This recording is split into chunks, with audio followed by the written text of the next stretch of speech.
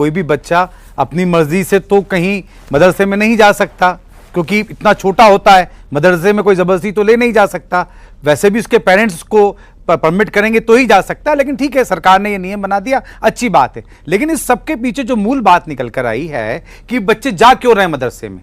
अगर स्कूली शिक्षा वहां पर उपलब्ध होती, अगर सरकार स्कूल खोल दिए होते तो ये स्थिति नहीं बनती। अगर कहीं पर गैर मुस्लिम अगर मदरसे में जा रहे हैं, ये स्थिति उत्पन्न क्यों हुई है। लगले पिछले 20 सालों से मध्य प्रदेश में भारतीय जनता पार्टी की सरकार है। शिक्षा देने का काम क्योंकि सरकार का होता है, कहीं ना कहीं सरकारी माध्यम से होता है, क्योंकि जो निम्न वर्ग के लोग होते हैं, जो गरीब लोग होते हैं, वो उच्च और प्राइवेट स्कूलों को अफोर्ड नहीं कर सकते हैं, सरकारी स्कूल में जाते हैं। और अगर सरकारी स्कूल ही नहीं होता है तो जहां कहीं थोड़ी बहुत भी एजुकेशन मिल जाए, किस रूप में मिल जाती, वहां चले जाते हैं। तो सबसे पहली बात है, सरकार को तमाम इंतजामात करने चाहिए थे, तमाम तैयारियां करनी चाहिए थी, जिससे कि मदरसों में ना जाएं। लेकिन अगर ऐसी स्थिति उत्पन्न होती है तो निश्चित रूप से कोई भी बच्चा अपनी मर्जी से तो जा नहीं सकता, क्योंकि बहुत छोटा होता है। बच्चों को तो स्कूल भेजा जाता है और भेजने के लिए पेरेंट्स के बिना कोई जा ही नहीं सकता। लेकिन सरकार ने नियम बनाया, अच्छी बात है, चेक करें, वो अपने अपने सारे स्कूलों को करना चाहिए, कोई विषय नहीं, मदरसे भी उसमें आते हैं। लेकिन जो मूल बात है अपर्णा जी, ये सरकार की नाकामी है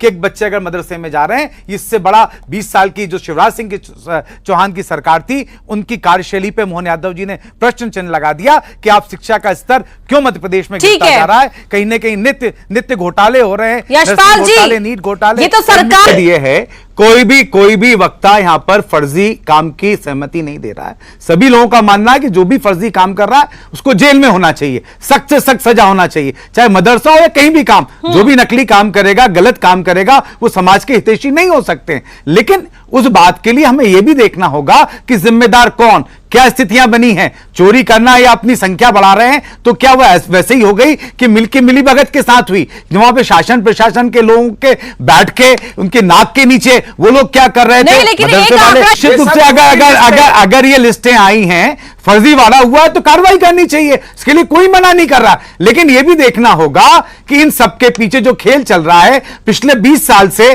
भारतीय जनता पार्टी की सरकार मध्य प्रदेश के अंदर है कि आंख बंद करके ये सब देख रही थी। अब ना जाने कहां से ये जानकारी निकल कर आई, देर आए दुरुस्त आए। लेकिन जहां भी फर्जी काम होता है, और खासकर शिक्षा में, शिक्षा माफिया, चाहे मदरसे हो, चाहे कॉलेज हो, चाहे नर्सिंग घोटाले जैसे जो काम हो रहे हैं, सबके खिलाफ सख्त कार्रवाई होना चाहिए, क्योंकि ये युवाओं के